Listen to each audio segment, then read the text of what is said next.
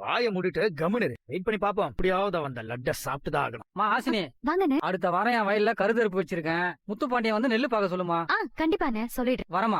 ஹாசினி, ஆ? போன வாரம் நான் வாங்கின நெல்லுக்கு பாக்கி காசு தரணும். இந்தாமா. ரொம்ப தேங்க்ஸ். சரிம்மா, வரேன். அம்மா அவங்களே பாத்துக்கிட்டு இருந்ததுனால இருட்டுனது கூட கவனிக்கலையே சார். ஐயோ, நாம இப்ப அஞ்சலி இந்த தாலி கயிறு முத்துப்பாண்டிக்கு தெரியக்கூடாதுன்னு காவியா சொன்னாலே. என்ன முத்துப்பாண்டி இன்னும் காணோம்? ஜிலேபியும் வரலையே. கால் பண்ணி பாப்போமா? ஹலோ. மேடம், லோடு எல்லாம் இறக்கியாச்சு மேடம். அப்படியா? எல்லா மூட்டையும் குடவுன்ல இறக்கிட்டீங்களா? எல்லா மூட்டையும் இறக்கியாச்சு மேடம். அதான் போன் பண்ணேன். மேடம், நீங்க இப்ப குடோனுக்கு வந்து எல்லா மூட்டையும் சரியா இருக்கான்னு செக் பண்ணிட்டீங்கன்னா நல்லா இருக்கும் மேடம். சரி, அப்ப கொஞ்சம் வெயிட் பண்ணுங்க, நான் வந்துடுறேன். சரிங்க மேடம், கொஞ்சம் சீக்கிரம் வந்துருங்க மேடம். அந்த ஐயா அப்பவே இந்த லட்டை சாப்பிட சொன்னாரு. வசந்தி சொன்ன மாதிரி தீரஜ மீட் பண்ணி மீனாட்சி விஷயமா பேசணும்னு நினைச்சிட்டு இருந்தோம். அத மறந்துட்டோமே. இப்ப லோட்மேன் வேற குடவுன்ல வெயிட் பண்ணிட்டு இருக்காரு. முதல்ல அங்க போய் சாவியை வாங்கிட்டு அவரை அனுப்பி விட்டுருவோம். அதுக்கப்புறம் இத பாத்துக்கலாம். அந்த லட்டு சாப்பிட்டவனே அவங்க மயங்கி விழுந்துருவாங்கன்னு சொன்னீங்க. ஆனா அவங்க ரொம்ப நார்மலா போய்கிட்டு இருக்காங்க. இப்பதானே சாப்பிட்டுருக்கா, உடனே மயக்கம் வருமா? இப்போ அவ முத்துப்பாண்டியோட குடவுன் போற வழியிலே மயக்கம் போட்டுருவா. அதுவும் நமக்கு நல்லது தானே.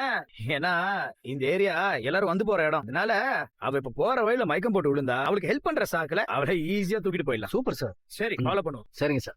அண்ணே, சொல்லுமா. குடவுன்ல லோடு இறங்கி இருக்கு, நான் போய் செக் பண்ண போறேன். முத்துமாமா வந்து கேட்டா நான் அங்க போயிருக்கேன்னு சொல்லிருங்க.